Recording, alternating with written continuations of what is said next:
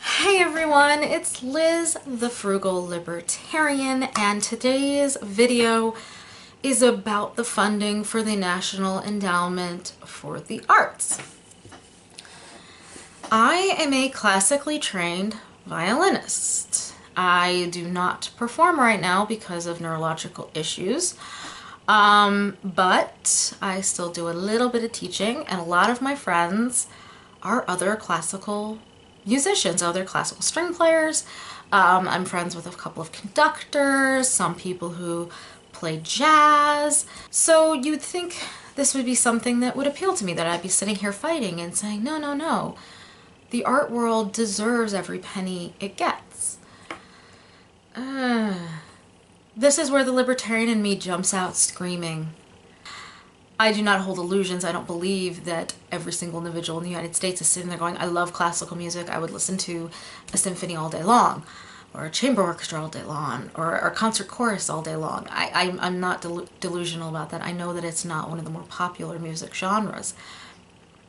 However, I don't think tax money is a good source of funding for the arts, both visual, performing arts.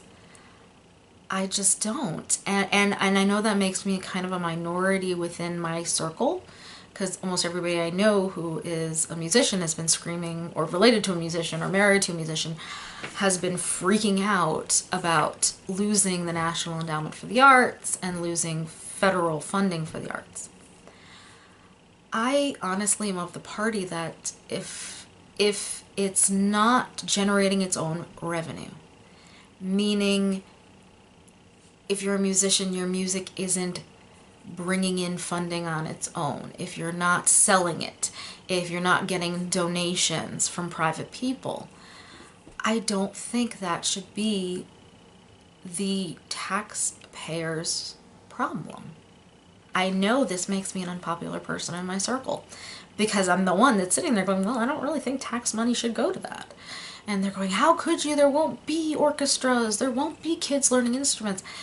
And I know from my own life that that's just not true. It's something that if you want to learn it, if it interests you, if it appeals to you, you're gonna find a way to play it, either as a child or when you grow up and become an adult. Most of the adults I have taught play as an adult because they didn't have strings in their school system, whether they went to a private school or a public school.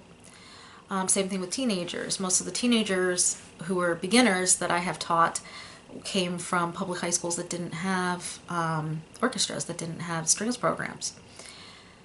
But to me, that proves that there's a drive to learn it. The music doesn't die just because maybe an orchestra can't perform as often as they would like to. Maybe they have fewer performances, maybe they have to travel for performances. But I don't see where that's a bad thing. And same thing with art, visual art. If you're creating a piece of visual art and you can't sell it, why is the burden on the taxpayer to pay you for it? There are ways to fund this stuff privately. And if you want to argue and say, well, yeah, but then the stuff that's really cutting edge doesn't get forward, if people wanted to buy it, it would be coming forward. The only problem this creates is that when nobody wants to buy it, then they expect the taxpayer to pay for it. If an orchestra is playing to a half-empty hall, then they expect the taxpayer to pick up the other half of the seat cost. And I can't, as a person who believes in individual rights, in less taxation, of less government, of less force, I can't support that. I see this redistribution of tax income as forcing people who don't enjoy something to pay for it anyway. And I understand that. Like I said, I'm not a delusional person. I'm not sitting here going, everyone should love classical music. I understand people don't. My own husband doesn't like most classical music. He likes a few small independent pieces, which he's always bugging me to play for him. But on the whole, he doesn't support, he doesn't want to listen to classical music. So to him, even being forced to go to my concerts always was pulling teeth until I just stopped asking him at one point. I know people will continue to perform regardless of whether they're getting paid for it, at least in the musical world, and I think in the art world as well. We have artists in our family. They continue to make art regardless of whether they're being paid for it or not. I performed in a community orchestra that was volunteer position for years, and I made a lot of friends there, and I was very happy there. But it's so hard to look at somebody in, say, Wisconsin and say, hey, your tax money should be paying for my orchestra over here in Connecticut, or your tax money should be paying for a ballet in New York, or it should be paying for an art installation in Chicago. You're never going to see it. You're never going to enjoy it. Why are you being tapped to pay for it? It's really, to me, not, it's sort of a libertarian no-brainer. Government is force, it's violent force. So you're violently forcing someone to give up their income to finance an art that they don't even appreciate, that they don't want to appreciate. That doesn't make sense to me. I know that people aren't being paid to do it, they'll still do it. I know that if there's no orchestra to play in, people will still play. I know that if children aren't learning in school to play an instrument, they're going to either ask their parents to learn on their own if they really enjoy it, or when they're an adult and have their own money, they'll pay to learn how to play it. I don't see this as the minute this National Endowment for the Arts is gone, all the arts in the country are going to be destroyed. I don't think so. And taste in art changes over time. And I'm not even sure what the argument really is, other than, oh, we don't want to see these forms of the arts die.